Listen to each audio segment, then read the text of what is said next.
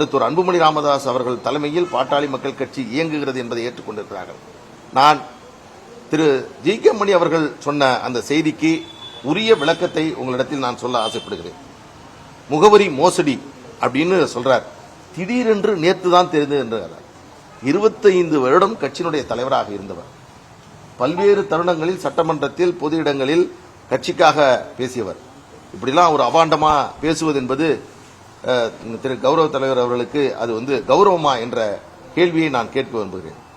2022ஆம் ஆண்டு அன்புமணி ராமதாஸ் அவர்கள் கட்சியினுடைய தலைவராக தேர்வு செய்யப்பட்டவுடன் அதற்கு பிறகு 1/6/2022 தேர்தல் ஆணையத்திற்கு நாங்கள் கொடுத்த கடிதத்தில் 63 நாட்டுமுத்து நாயக்கன் தெருவை இந்த 10 திலக் தெருவாக மாற்றி நாங்கள் கடிதம் கொடுத்து விட்டோம். அன்றிலிருந்து நாங்கள் இந்த கட்சியினுடைய தலைமை அலுவலகமாக டி நகர் திலக் தெரு தான் இருந்து வருகிறது. அன்புமணி ராமதாஸ் அவர்கள் பத்திரிகையாளர்களுக்கு கொடுக்கக்கூடிய அறிக்கை நீங்க இன்னைக்கு வேணாலும் எடுத்து பாருங்க. அந்த அறிக்கையில் முகவரி என்பது நமது 10 திலக் தெரு என்றுதான் இருக்கும். மருத்துவர் ஐயா அவர்களுடைய ஒப்புதலோடு பாட்டாளி மக்கள் கட்சியினுடைய உறுப்பினர் அட்டை வழங்கப்பட்டது. அதற்கான பணிகள் மேற்கொள்ளப்பட்டது. அதிலும் நம்பர் 10 திலக் தெரு என்றுதான் இருக்கும். அதேபோன்று தேர்தல் ஆணையம் கொடுத்த பல்வேறு கடிதங்கள் தொடர்ச்சியாக டி நகருடைய முகவரிக்குத்தான் கடிதங்கள் தொடர்ச்சியாக கொடுக்கப்பட்டிருக்கிறது. ஏதோ நேற்றுதான் தெரிந்ததை போன்றும் திடீரென்று தெரிந்தவுடன் பதட்டமாகிவிட்டோம் என்றும் சொல்லுகிறார். இன்னொரு கேள்வி, அன்புமணி ராமதாஸ் அவரோடு 16 குற்றச்சாட்டுகளை வைத்தார்கள். அந்த 16 குற்றச்சாட்டில் ஒரு குற்றச்சாட்டு தேர்தல் அலுவலகத்தை மாற்றிவிட்டதாக. இது நேற்று உள்ள செய்தி அல்ல, இது ஒரு பழைய செய்தி. தேர்தல் அலுவலகம் என்பது கட்சியினுடைய அலுவலகம் என்பது மாற்றப்பட்டிருக்கிறது. அது இதற்கு முன்பாகவே மாறி இருக்கிறது. எல்லோருக்குமே தெரியும், ஐயா அவர்களுக்கு தெரியும், எல்லா கட்சியினருக்கும் தெரியும். அப்படி இருக்கின்ற பொழுது 63 நாட்டுமுத்து நாயக்கன் தெருதான் அலுவலகம், இது இல்லை என்று அவர் சொல்லுகிறார்.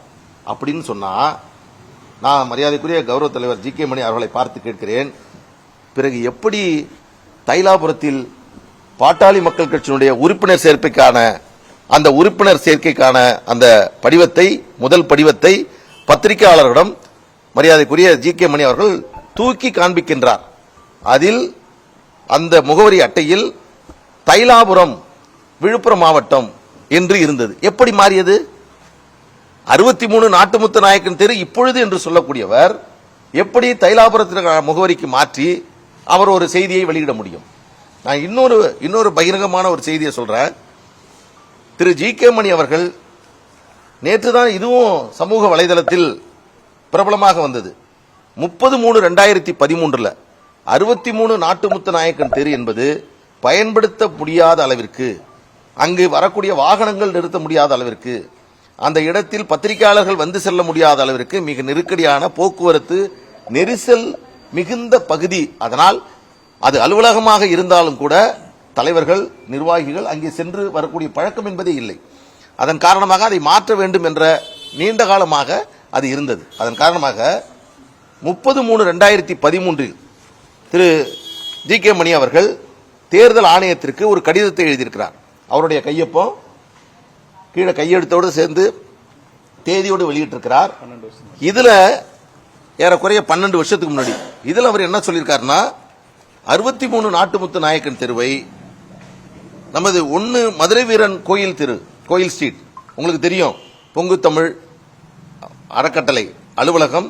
இதற்கு முன்பெல்லாம் மருத்துவர் ஐயா அவர்கள் அங்கேதான் பத்திரிகையாளர்களை, நிர்வாகிகளை சந்திப்பார். டி நகரில் எப்பொழுதும் அது கோலாகலமாக இருக்கும். அந்த அலுவலகமும் பல நீண்ட காலமாக அது பயன்படுத்த முடியாத காரணத்தினால் அங்கே இந்த அலுவலகத்தை மாற்ற வேண்டும் என்று சொன்னார்கள். அது ஒரு வாடகை கட்டிடம், எனவே அது மாற்றுவது சாத்தியமில்லை என்று சொல்லி, இது 2013, உங்களுக்கு எல்லாருக்கும் இந்த காப்பி நான் சர்க்குலேட் பண்றேன். இது கொடுத்தது மரியாதைக்குரிய ஜி கே மணி அவர்கள். இது எப்படி கொடுத்தீங்க தலைவரே? இது யார் உங்களுக்கு இந்த அதிகாரத்தை கொடுத்தது? இது யாருடைய ஒப்புதலோடு பண்ணீங்க? பாட்டாளி மக்கள் கட்சியினர் இப்படி மாற்றி கொடுத்ததாக யாருக்காவது இது தெரியுமா? ஆனால் இப்பொழுதுதான் எங்களுக்கு இந்த விஷயம் தெரிகிறது. அதன் காரணமாகத்தான் 63 நாட்டுமுத்து நாயக்கன் தெருவில் அது செயல்பட முடியாது என்பதனால்தான் மருத்துவர் அன்புமணி ராமதாஸ் அவர்கள் தலைவராக தேர்வு செய்யப்பட்ட பிறகு அவர் வசித்த இடம் என்றாலும் கட்சியினுடைய நலன் கருதி தான் வசித்த வீட்டையே கட்சியினுடைய அலுவலகமாக பயன்படுத்துவதற்காக அவரே முன்வந்து கொடுத்திருக்கிறார். இது மிகப்பெரிய வரவேற்கக்கூடிய, தொண்டர்களுக்கு மகிழ்ச்சி அளிக்கக்கூடிய ஒரு செய்தி.